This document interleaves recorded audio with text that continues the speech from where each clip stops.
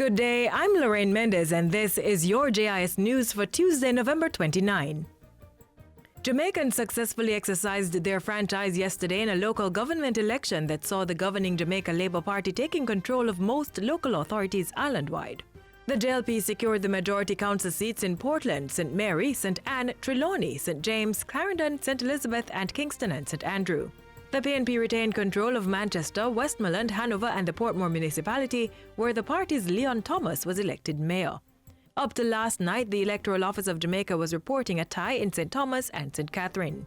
Preliminary reports from the EOJ reflect a low voter turnout of about 30% of the electorate.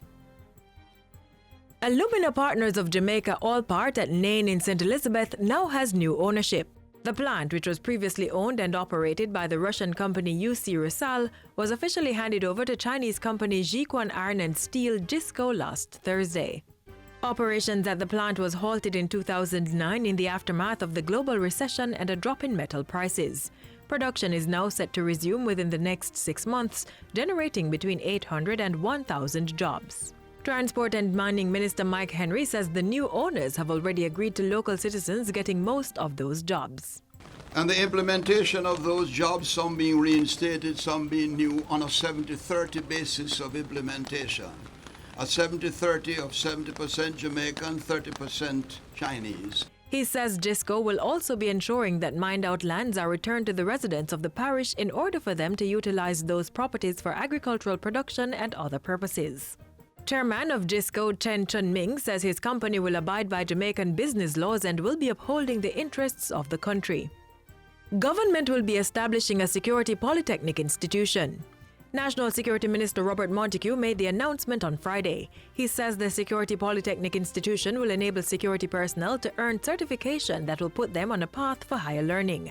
This will benefit members of the Jamaica Constabulary Force, the Jamaica Defence Force, Immigration and Correctional Officers, and security guards.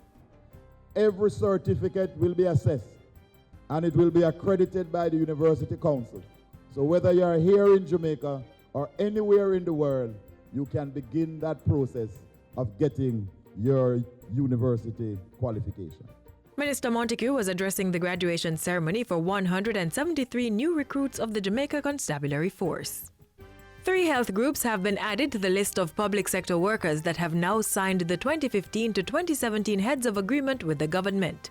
The Jamaica Medical Doctors Association, JMDA, the Health Education and Promotion Officers and the matrons and assistant matrons in infirmaries signed the wage deal on Thursday.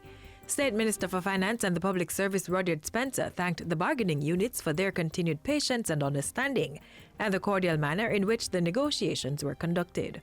The Government of Jamaica salutes and applauds our medical officers, matrons and assistant matrons, and education and promotion officers for their invaluable contribution to health education, social development, particularly during these challenging times.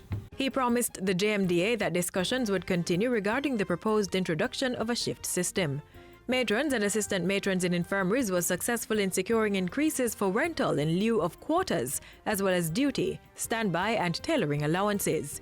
Meanwhile, health education and promotion officers benefited from being categorized as health professionals during the recently completed health sector reclassification. While some of these allowances are items not new to the public sector, they are new to the health education and promotion officers, such as uniform material, tailoring, and professional accessories. Our discussions and agreements were also now ensure that all officers are paid for assigned work done outside of normal working hours. And finally, students sitting electrical and electronic technology in the June 2017 CSEC examinations will have those fees covered. The Ministry of Education has signed a Memorandum of Understanding with the Jamaica Public Service JPS Foundation for the payment of over $1.3 million. The arrangement will benefit 426 students from 30 schools across the island. Education Minister Senator Ruel Reid has welcomed the initiative, which he says is the finest example of corporate social responsibility. It also reinforces the importance of partnerships in addressing some of the more urgent needs in Jamaica in general and education sector in particular. The JPS Foundation's initiative aims to increase the number of high school students exiting the system with a practical subject by at least 1,000 each year. And that's it for JIS News today. I'm Lorraine Mendez. Thank you for watching.